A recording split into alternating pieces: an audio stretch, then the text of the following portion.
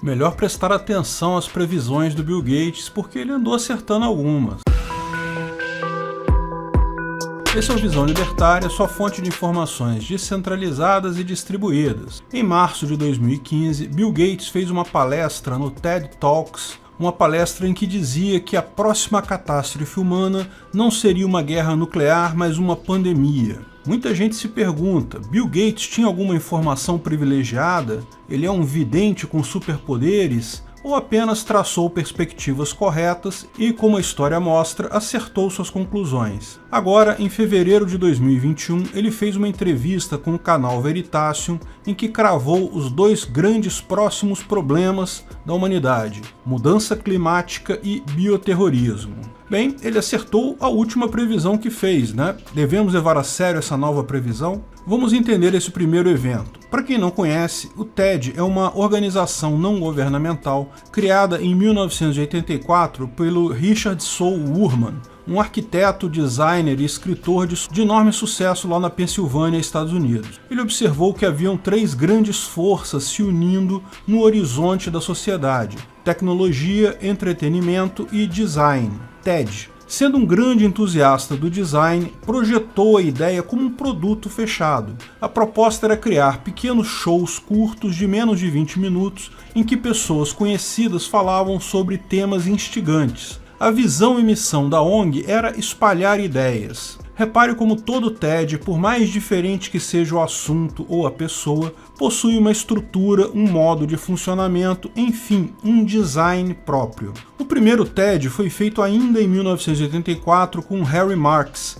e apresentou a demonstração do Compact Disc, sim, o CD. Havia sido lançado 2 anos antes, em 1982, mas ainda era pouco conhecido, praticamente não havia títulos ainda e leitores. Então ainda não era popular. Como todos sabemos, a ideia do CD, no final da década de 1980, tornaria todos os LPs de vinil obsoletos, só para mais tarde, lá pelos anos 2000, ser totalmente superada pela música via MP3. Houve inúmeros TEDs memoráveis nessa fase inicial, mas o fato é que, antes da internet e dos canais de vídeo, poucas pessoas tinham acesso. Alguns canais de TV a cabo americano transmitiam o TED, mas nenhum aqui no Brasil. Para nós brasileiros, os TEDs vieram a explodir mesmo em popularidade a partir de 2012, quando ganharam o YouTube e mais adiante a Netflix, com suas legendas automáticas em português. Se tornaram tão populares que deram origem aos chamados TEDx, uma apresentação no mesmo formato, porém feita por outras entidades que não a ONG criada por Richard Wurman.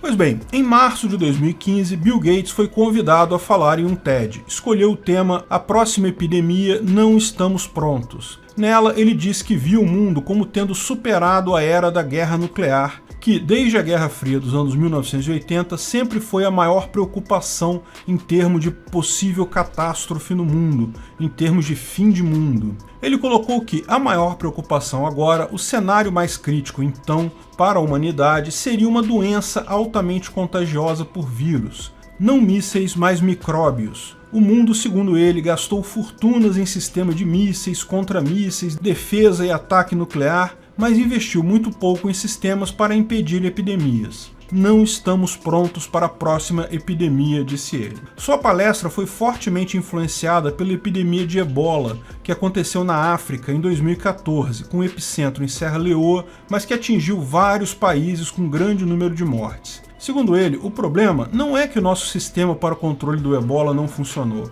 O problema é que não havia nenhum sistema para o controle do Ebola. Ele diz que faltavam elementos básicos, sistemas de detecção e aviso, reporte de casos eram em papel, altamente demorados e imperfeitos. Havia falta de pessoal médico na ponta, é verdade, mas mais do que isso, havia falta de coordenação e pessoas pesquisando tratamentos e alternativas. Segundo ele, isso foi uma falha global. A OMS não tem a estrutura que precisaria ter, por isso, explica ele, a doença matou 10 mil pessoas em vários países. Mas como ele lembrou, foi só 10 mil pessoas porque o Ebola tem algumas, digamos, vantagens no que tange a tratamento. O Ebola não se transmite pelo ar, apenas por contato, e a pessoa que fica contagiosa ela já está tão mal que pouca gente chega perto dela. O ebola mata rápido, o que diminui a chance da pessoa infectada contaminar outras pessoas. Portanto, embora tenha sido uma tragédia, foi uma tragédia contida.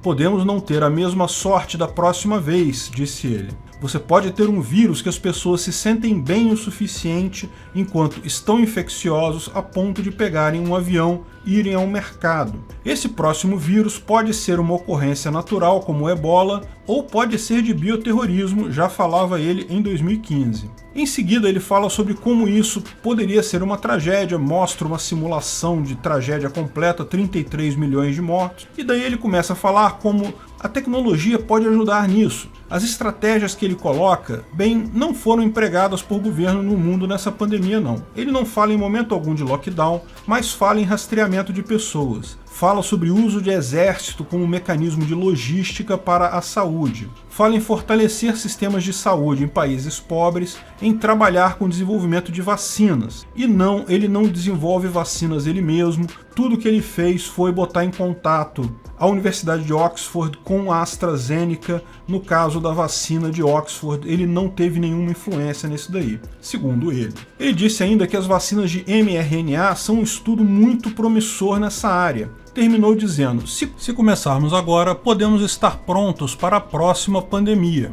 Muita gente coloca essa palestra como se ele tivesse informação privilegiada, como se ele já soubesse o que iria acontecer. Mas é importante não vestir nossos chapéus de alumínio por qualquer coisa. Ele não falou nada de absurdo, ou impossível, ou altamente improvável. De fato, ele falou o óbvio. Pandemias de doenças respiratórias sempre aconteceram, e é claro que, com o aumento de voos internacionais, uma pandemia global era questão de tempo. A pandemia de 2009 foi basicamente isso. Foi mais fraca que a de 2020, mas seguiu exatamente o mesmo esquema. Ademais, ele não acertou tudo. Ele falou do vírus influenza, não do coronavírus. Ainda existe o questionamento se o coronavírus é transmissível ou não em sua fase assintomática. Então, se tomada com a previsão precisa, ele errou longe. Devemos tomar o que ele falou de uma forma realista. De fato, esse tipo de coisa já era imaginada por muita gente, mesmo antes dele. Ele levantou um problema genuíno e fez a melhor previsão possível no momento. A intenção era alertar para o problema,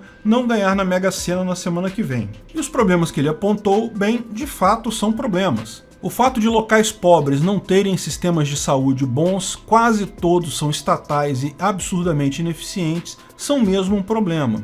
As soluções dele é que são bem fracas, típicas soluções de socialista. Achar que o mundo tem que se preparar para um evento com um planejamento central, coisa totalmente impossível e inócua. Se ao contrário fosse feita a privatização completa de sistemas de saúde no mundo, com a consequente diminuição de impostos, certamente já teríamos uma população com mais acesso à saúde em mais lugares do mundo, e políticos mais fracos para atrapalhar a sociedade em sua busca por saúde. Definitivamente, nessa pandemia, essa foi a principal lição que aprendemos. Políticos só atrapalham. Mas com relação a ter mais dados para ajudar a conter a doença, é claro que seria positivo. Mais informação é sempre melhor, desde que não agrida a privacidade de ninguém e seja sempre voluntária, é uma excelente ideia. A abordagem dele, porém, de centralizar decisões em governos ou em agências da ONU está totalmente errada e, de certa forma, foi sim